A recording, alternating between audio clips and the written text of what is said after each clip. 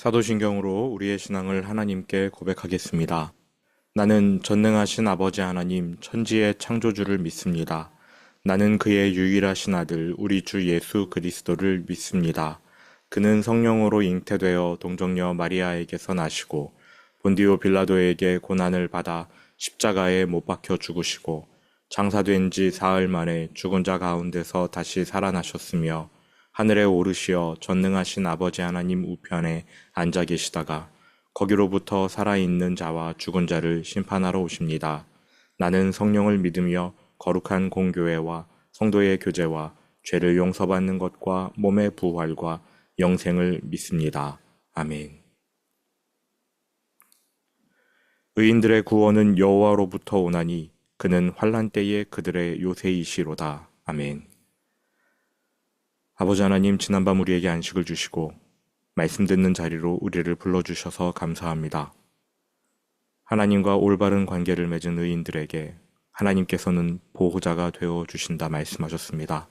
오늘 우리의 삶 전체를 보호하시는 아버지 하나님만 바라보며 걸어가게 하여 주옵소서. 이제 말씀을 듣습니다. 바르게 깨닫는 은혜 허락하여 주실 줄 믿으며 예수님 이름으로 기도합니다. 아멘. 오늘 본문 말씀은 에스라 5장 1절입니다.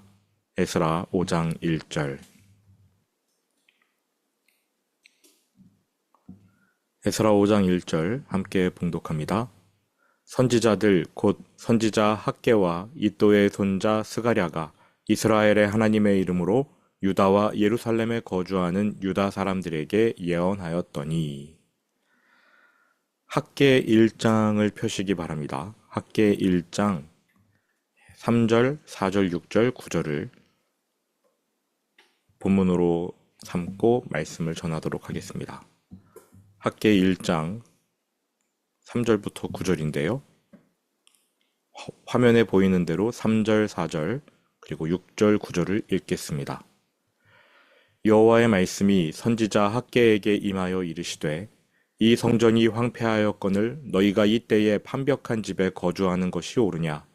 너희가 많이 뿌릴지라도 수확이 적으며 먹을지라도 배부르지 못하며 마실지라도 흡족하지 못하며 입어도 따뜻하지 못하며 일꾼이 삭슬 받아도 그것을 구멍 뚫어진 전대에 넣음이 되느니라.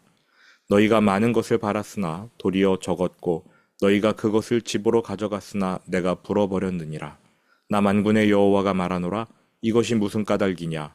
내 집은 황폐하였으되 너희는 각각 자기의 집을 짓기 위하여 빨랐음이라. 아멘.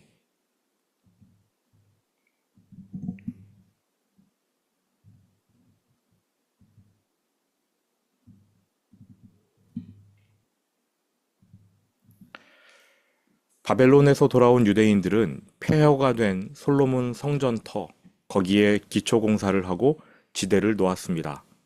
이제 본격적으로 건물을 쌓아 올리면 됩니다. 바로 그때 사마리아 사람들이 방해하지요. 감정적으로 방해하는 것은 물론이거니와 법적으로 페르시아에 뇌물을 바쳐가면서까지 공권력을 동원하면서까지 방해합니다. 이것은 공작입니다. 방해, 공작. 그런데 이들의 전방위적인 해코지가 두려워서 유대인들이 손을 놓아버립니다. 페르시아의 첫 번째 왕 고레스 때 공사가 시작되었다가 곧바로 멈춰버렸는데 페르시아의 세 번째 왕 다리오가 즉위하고 2년 더 지나기까지 총 16년간 중단됩니다. 어제 살펴보았듯이 악인은 부지런합니다. 악인은 끈질겨요. 한번 해서 안 되면 악인들은 될 때까지 합니다. 어제 읽었던 에스라 4장 22절을 제가 읽어드리겠습니다. 너희는 삼가서 이 일에 게으르지 말라. 하나님이 하신 말씀이 아니고요. 사마리아 사람들이 아닥사스다 왕에게서 받아낸 응답입니다.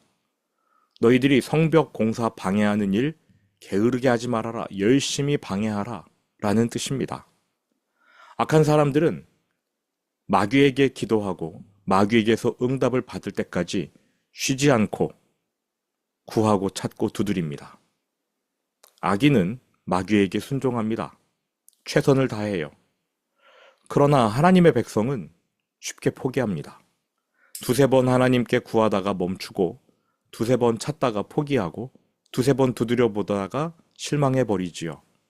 우리는 병아리 눈물만큼 순종하다가 낮아빠지는 반면에 악인들은 끈질기게 간구하고 끈질기게 마귀에게 순종합니다. 우리는 하나님께 매달리지도 않고 그 말씀에 순종하지도 않지요. 악인의 그 부지런함에 유대인들이 겁을 먹고 성전 공사하는 것을 멈춰버렸어요. 하나님이 강하신 하나님인데도 불구하고 말입니다. 유대인들이 성전을 지으려고 예루살렘으로 돌아왔는데 16년 동안 성전 공사가 멈췄습니다. 폐허, 그대로 성전이 남겨져 버렸어요. 그러나 유대인들이 먹고는 살아야 하잖아요. 성전은 못 지어도 자신들의 거처는 지어야 했고 돈을 벌어야 했으므로 생업에 매진했습니다. 가뜩이나 횡한 성전터에는 오래전에 비치해둔 번제단만 덩그러니 놓여 있습니다. 바로 이때에 학개 선지자, 초고령의 선지자였을 겁니다. 학개 선지자가 있는 힘껏 목소리를 냅니다. 마치 젊은 사자의 표호 같습니다. 1절, 선지자들 곧 선지자 학개와 이또의 손자 스가랴가 이스라엘의 하나님의 이름으로 유다와 예루살렘에 거주하는 유다 사람들에게 예언하였더니, 에스라 5장은 이렇게 시작이 돼요. 학개 선지자가 하나님의 이름으로 유대인들에게 말씀을 전했다. 사자후 같은 목소리로 유대인을 책망합니다. 오늘은 학개 선지자가 뭐라고 했는지 맛보기로 잠깐 보겠습니다. 에스라 6장까지가 끝나면 시간 순서대로 학개, 스가랴, 에스더 이렇게 설교하도록 하겠습니다. 그리고 다시 에스라 7장을 이어갈 텐데 오늘은 학개서를 맛보기로 볼 겁니다. 학개 1장 3절 4절, 여호와의 말씀이 선지자 학개에게 임하여 이르시되 이 성전이 황폐하였거늘 너희가 이때에 판벽한 집에 거주하는 것이 옳으냐. 학개 선지자가 외친 말씀, 성전은 지금 황폐해 있는데 16년째 방치되어 있는데 너희는 어찌 자기 집을 짓고 편안하게 사느냐. 이게 하나님의 첫 번째 말씀이었어요. 학개 선지자를 통해 전한 첫 번째 하나님의 말씀.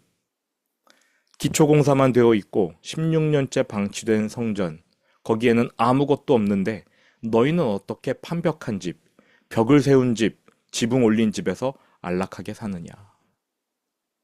책망하시는 거지요. 그렇게 한 결과가 6절에 나옵니다. 너희가 많이 뿌릴지라도 수확이 적으며 먹을지라도 배부르지 못하며 마실지라도 흡족하지 못하며 입어도 따뜻하지 못하며 일꾼이 삭슬 받아도 그것을 구멍 뚫어진 전대에 넣음이 되느니라. 성전은 저렇게 방치되었는데 너희가 자기 집 짓고 잘 살려고 하느냐? 어림없다. 씨를 많이 뿌려봐라. 수확은 적을 것이고 많이 먹어봐라. 배부르지 않을 것이며 아무리 마셔도 목마르고 옷을 껴입어도 춥고 월급을 받는 족족 다 사라져 버릴 것이다. 9절입니다. 너희가 많은 것을 바랐으나 도리어 적었고 너희가 그것을 집으로 가져갔으나 내가 불어버렸느니라. 수확이 많을 거라고 기대하고 농사 지었는데 수확은 적었대요. 그 적은 곡식마저 집으로 가져갔더니 하나님이 후 하고 불어버리셨대요. 나 만군의 여호와가 말하노라. 이것이 무슨 까닭이냐? 왜 이런 일이 벌어졌겠느냐? 하나님이 대답하십니다. 내 집은 황폐하였으되 너희는 각각 자기의 집을 짓기 위하여 빨랐음이라. 성전은 안 짓고 너희가 각자의 집을 지으려고 애썼구나. 그래서 하나님이 이렇게 하신대요. 여기까지만 보면 너희들 왜 나를 홀대해? 내가 가만히 있으니까 만만해 보여? 내 집은 폐허인데 너희는 아주 대궐을 짓고 살아가는구나? 하나님이 이렇게 하시면서 화를 내시는 것 같습니다. 물론 화를 내신 것은 맞아요. 그러나 왜 내 집은 이 모양 이 꼴이고 너네 집은 번드르르 하느냐? 이러한 식으로 불만을 표하신 게 아닙니다. 정말 그렇게 말씀하셨다면 하나님은 한 입으로 두 말 하신 거예요. 과거 이사야 선지자에게 말씀하셨습니다. 하늘이 내 보좌이고 땅이 내 발판인데 너희가 나를 위해 무슨 집을 짓겠느냐? 성전 건물 자체가 하나님의 처소가 아니라는 뜻입니다. 하나님이 거하실 처소는 죄로 인해 마음을 아파하고 말씀으로 인해 두려워 떠는 사람, 그 사람들의 심령, 그 가난한 심령을 가진 사람들이 하나님의 처소라고 딱 부러지게 말씀하셨어요. 건물이 하나님의 처소가 아닙니다. 그런데 웬일인지 오늘 학계 본문에서 하나님이 너네는 번듯하게 집 짓고 사는데 내 집은 엉망으로 놔두냐? 이것들 봐라. 내가 너네들 농사 지은 거 싹 다 망쳐놓을 거야. 너네 월급 싹 다 사라지게 할 거야. 이렇게 말씀하셔요. 물론 하나님이 그렇게 안 하셔도 카드값 결제하는 날 월급은 싹 다 사라지죠. 여러분, 이거 하나님이 내 집 내놔. 내 집부터 짓고 그 다음에 너네 집 지어라. 이렇게 말씀하신 겁니까? 그동안 많은 목사님들이 교회 신축, 증축할 때 이 본문으로 설교해서 우리 마음에 그러한 생각이 은연중에 들어와 있어요. 하나님의 집부터 세워야 한다. 그렇게 하지 않으면 복 못 받는다. 저도 수없이 들었습니다. 목사님들이 그렇게 설교하면 성도들이 부담을 느껴요. 투덜투덜 됩니다. 하지만 복을 못 받는다고 하니까 겁이 나지요. 교회 건축할 즈음 부흥회를 합니다. 강사들이 와서 헌금 액수 경매를 합니다. 2천만 원 헌금하실 분 일어서세요. 이 교회는 믿음이 없네. 장로님들 어디 갔습니까? 일어서세요. 이후 액수가 조금씩 내려가요. 대략 100만 원까지 헌금 경매가 이어집니다. 이후의 설교 내용은 어느 교회의 장로가 교회 건축 헌금으로 자기 집문서를 바쳤다. 정말 크게 복받더라. 또 어떤 집사님은 집을 팔아 전세로 들어가고 차액을 헌금하려고 했는데 하나님이 아시고 갑자기 그 집값을 폭등시켜서 작정 금액에 헌금도 하고 집도 지킬 수 있었더라. 이런 내용이었습니다. 이런 간증을 꺼내요. 이게 실화인지 아닌지 확인할 방법이 없습니다. 하지만 헌금 액수 갖고 경매를 하는데 까짓거 거짓말 좀 하면 어때요? 한마디로 그 목사의 그 교인이지요. 물론 저는 그렇게 하시는 성도님들의 헌신을 비판할 생각이 전혀 없습니다. 다만 하나님의 성품이 난도질 되는 게 싫어요. 하나님이 그렇게 해야 복을 주시는 분입니까? 이거 앞만 봐도 돈 놓고 돈 먹기잖아요. 헌금 많이 하면 많이 거둔다. 과하게 헌금하면 과하게 복을 받는다. 사람들의 욕심을 부추기는, 하나님의 성품을 무너뜨려 가면서까지 사람들의 욕심을 부추기는 설교. 학계 1장을 잘못 읽으면 마치 하나님이 내 집 내놔. 이렇게 하시는 것 같습니다. 잘못 읽어서 그래요. 그런데 목사들이 그걸 이용해 먹습니다. 모르고 그렇게 짓거리면 그 목사는 공부 안 한 거고요. 알면서도 그렇게 짓거리면 그거 사기꾼이에요. 하나님이 두꺼비도 아니고 헌집 문서 내놓으면 새 집으로 바꿔줍니까? 자, 그러면 왜 하나님이 성전을 빨리 지으라 재촉하셨는지 우리 그 이유를 찾아내야 하지 않겠습니까? 성경 읽어야 해요. 공부해야 해요. 안 그러면 하나님은 그냥 두꺼비가 돼버립니다. 왜 하나님이 성전 건축을 재촉하십니까? 왜 백성들이 자기 집 짓고 사는 거 그거 책망하시면서 성전 빨리 지으라고 왜 재촉하십니까? 성경 다른 데 읽을 것도 없습니다. 학계 2장 가면 답이 다 나와요. 여러분이 나중에 천천히 읽어보시고요. 저는 속성으로 가르쳐 드리겠습니다. 하나님이 이렇게 말씀하세요. 너희가 바벨론에 있을 때 너희의 삶이 엄청 더럽혀졌다. 하지만 그것을 속할 만한 제사를 드리지 못했다. 여러분, 죄의 삭은 사망이어서 오직 죽음으로만 그 죽음을 속할 수 있습니다. 피가 없으면 죄를 속하지 못해요. 그런데 그 피를, 짐승의 피를 아무데나 흘리면 안 되고 성전 번제단에서만 흘릴 수 있습니다. 그런데 그 성전을 바벨론 땅에 지을 수 있느냐? 천만에요. 아브라함이 이삭을 바친 자리, 장차 그 아들을 십자가에 내어주실 아버지의 마음이 그림자로 드리워진 그 자리여야만 성전을 세울 수 있습니다. 바벨론 땅에서 70년 거하는 동안 죄는 쌓여가는데 그 죄를 덮어줄 만한 속죄 제사를 드리지 못했어요. 그런데 이제 예루살렘 땅으로 돌아오지 않았습니까? 성전을 지을 수 있게 되었습니다. 죄를 덮는 속죄 제사, 이제 진행될 수가 있어요. 세스바살이 번제단부터 세운 이유가 그것입니다. 죄를 덮어야 하니까. 그게 하나님 뜻이니까. 이제 성전 짓고 날마다 피의 제사로서 하나님께 나아갈 길이 열렸는데 얼른 성전을 짓고 그렇게 하나님께 속죄 제사 드리면서 하나님과 동행하면 되는데 안 짓습니다.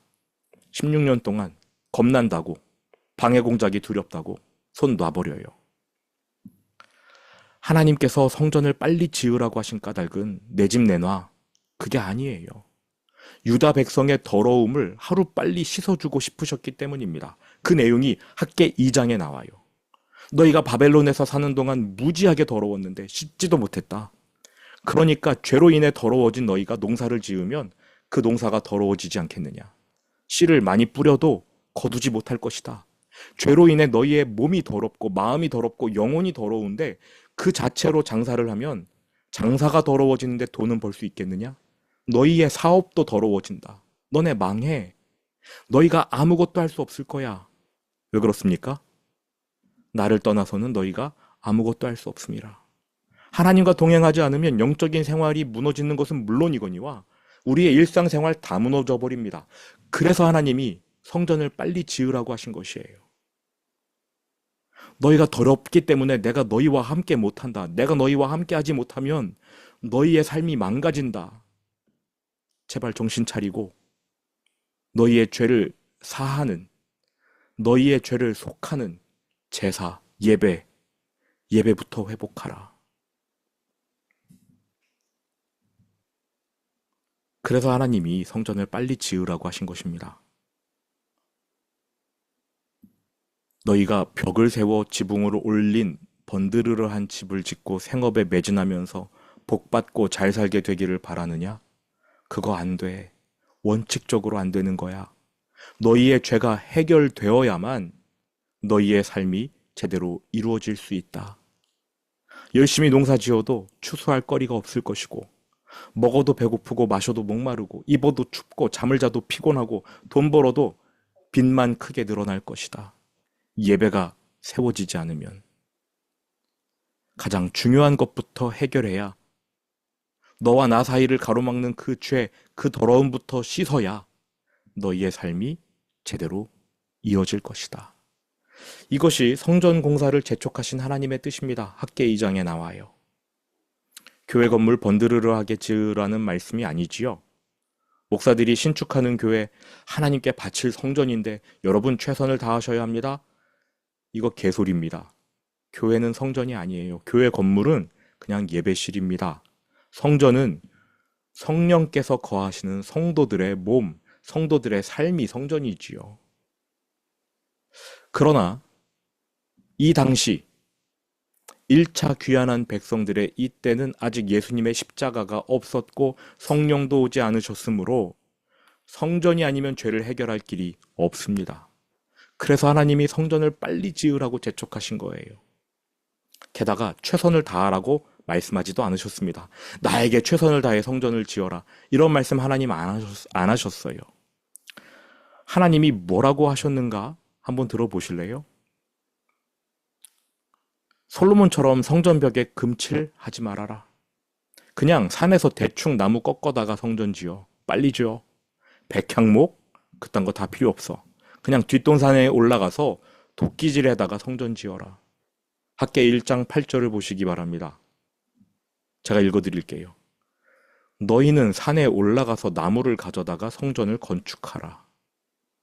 그냥 산에 올라가서 나무 해오래요. 옛날 솔로몬이 하던 것처럼 두로왕이 막 백향목 베어다가 그거 바다로 띄워서 바다에서 다시 건져다가 항구로 가서 건져다가 그거 다듬어가지고 그렇게 하지 말고 그냥 대충 나무 해다가 성전 빨리 지어.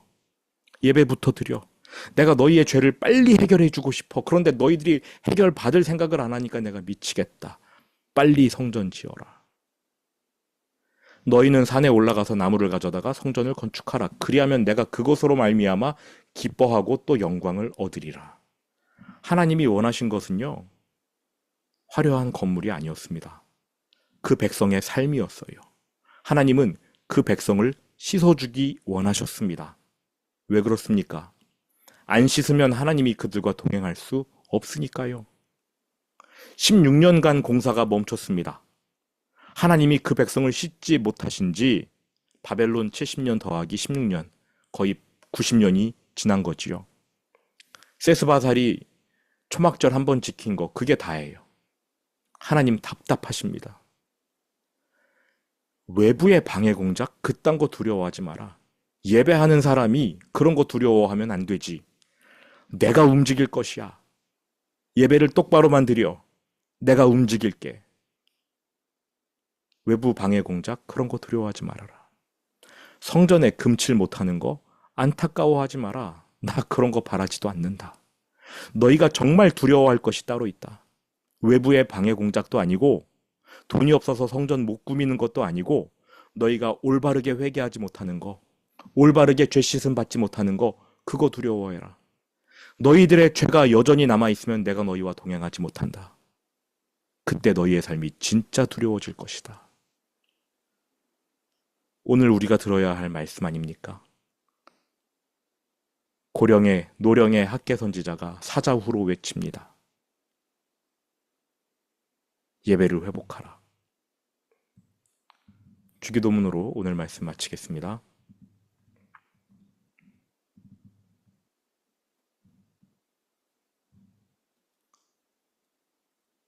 하늘에 계신 우리 아버지, 아버지의 이름을 거룩하게 하시며 아버지의 나라가 오게 하시며 아버지의 뜻이 하늘에서와 같이 땅에서도 이루어지게 하소서.